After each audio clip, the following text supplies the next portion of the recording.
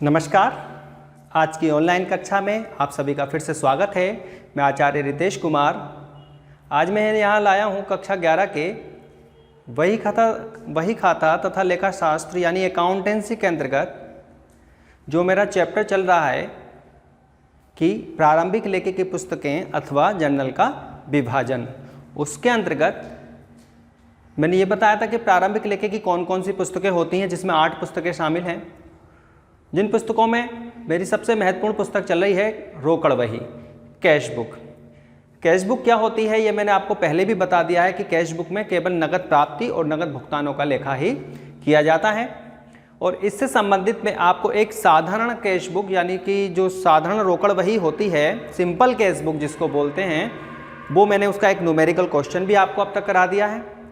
तो आज मैं कैश बुक के साथ तो आया हूँ, लेकिन ये आज मेरी सिंपल कैश बुक नहीं है, ये आज है 2 कॉलम कैश बुक यानी कि 2 खाने वाली रोकड़ बही। इस क्वेश्चन को समझने के लिए है तो ये वही प्राप्ति और भुगतान, लेकिन इस क्वेश्चन को समझने के लिए आपको इस वीडियो को पूरा देखना आवश्यक है, अन्यथा ये क्वेश्चन आपकी समझ में नहीं आने का है। तो चलते हैं, बढ़ते हैं क्वेश्चन की ओर, देखते हैं क्या है आज की 2 खाने वाली रोकड़ बही यानी कि 2 कॉलम्स कैश बुक, या इसको बोलते हैं cash book with discount column यानी कि छूट के साथ कैश बुक रोकड़ बही।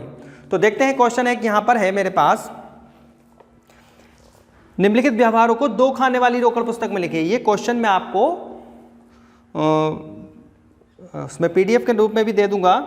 तो देखिए ये क्या है, निम्नलिखित व्यवहारों को 2 खाने वाली रोकड़ पुस्तक में लिखिए। तो सबसे पहले ये सन मार्च है, मतलब महीना मार्च 2016 लाइनें समझ लेते हैं एक बार पहले। उसको करने से पहले date, particular, voucher number, ledger folio, discount का ये कॉलम एक बढ़ गया है यहाँ पर, क्योंकि 2 कॉलम इसी के लिए इसको कहते हैं पहला कॉलम दूसरा कॉलम। उधर भी होगा पहला कॉलम और दूसरा कॉलम। तो रकम के लिए 2 खाने होते हैं, इसलिए इसको 2 खाने वाली रोकड़ बही कहते हैं।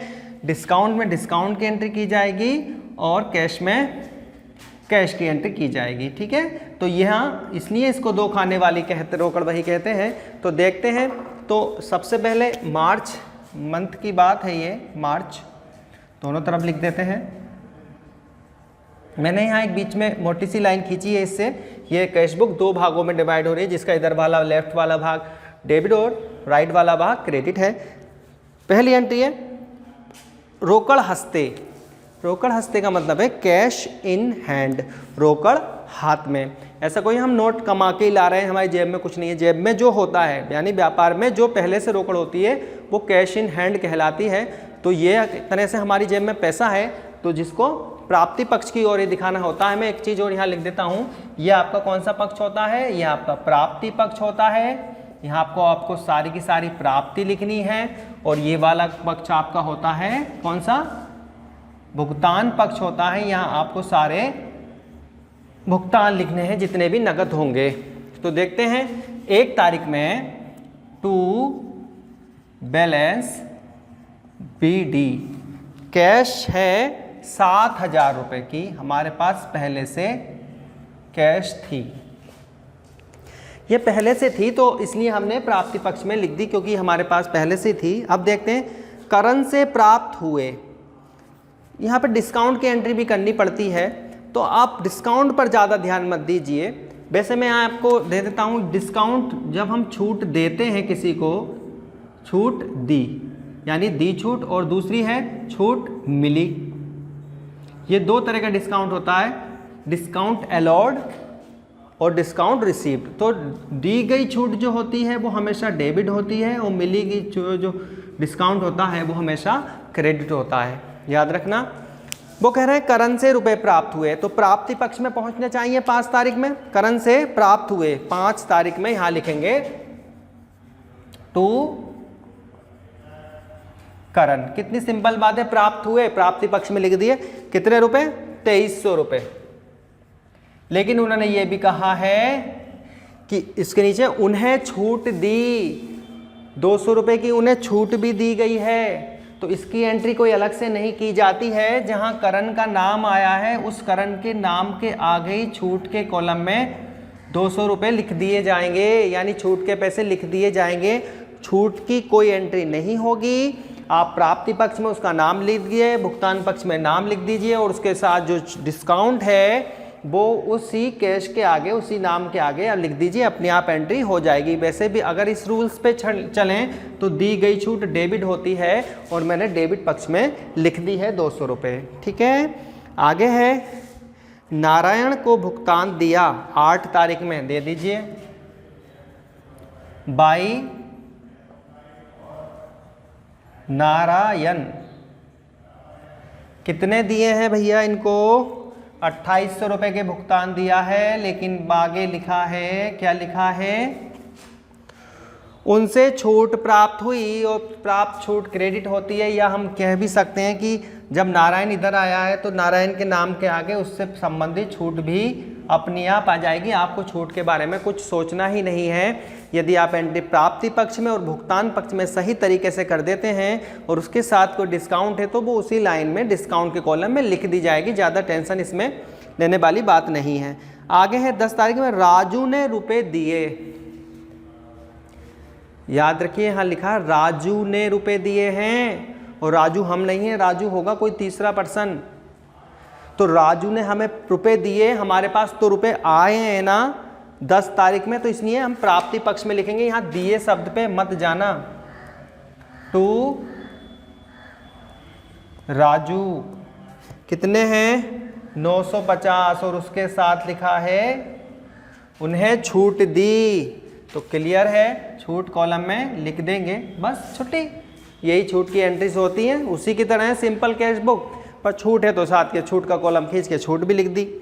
अनिल को दिए, उसने छूट दी, यानी हमें मिली 20 तारीख में बाई अनिल। कितने रुपए हैं? 1975। 1975। अब कहने का तरीका देखिए कितने अच्छा बताया बुक में। उसने छूट दी, आप छूट दी पर मत जाइए। उसने लिखा है, उसमें लिखा है बुक में उसने छूट दी। उसने छूट दी तो हमें छूट मिली, डिस्काउंट हमें मिला है, तो यहां पर आ जाएगा 25। ठीक है, फर्नीचर नगद खरीदा, पैसे चले गए 25 तारीख में। By furniture account. फर्नीचर नगद खरीदा है 3000 रुपये का, डिस्काउंट में कोई पैसा नहीं आएगा यहाँ, 3000 रुपये।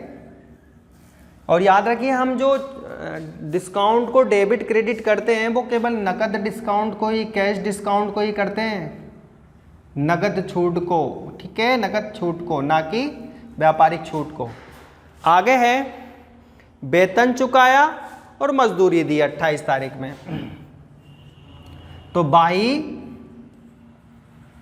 सैलरी अकाउंट, और इसी तारीख में है बाई वेजेस अकाउंट। अमाउंट है इनकी 300 रुपया और 50 रुपये, तो इसके तो हैं 300 रुपये और इसके हैं 50 रुपया। हो गया। आगे किराया दिया, ये भी भुगतान है, ये भी इधर आ जाएगा 31 तारीख में बाई रेंट अकाउंट। कितना है? 400। बस क्लियर हो गया, अब कुछ नहीं है। अब हमें इसका टोटल लगा देना है। बंद कर देते हैं, पहले इसको बंद कर देते हैं, क्वेश्चन को। लाइनें थोड़ी ऊपर नीचे हो सकती हैं, नीचे 2 लाइनें खींचते हैं और ऊपर 1 खींचते हैं, क्योंकि इसमें डिस्काउंट भी है, इसलिए डिस्काउंट की भी टोटल लगाना पड़ेगा हमें। ये तो हुआ टोटल की लाइन है। मैं एक ही सीट में खींचने की कोशिश कर रहा हूँ, लाइनें बनाने की कोशिश कर रहा हूँ। आपको एक ही लाइन में इसको बनानी है, कभी आप ऊपर नीचे इसको कर दें। तो इधर का टोटल लगा लेते हैं। इधर का टोटल आया 10,250। इधर का टोटल आया 10,250 और इधर का आया डिस्काउंट का 250। तो इधर का डिस्काउंट का आया 225।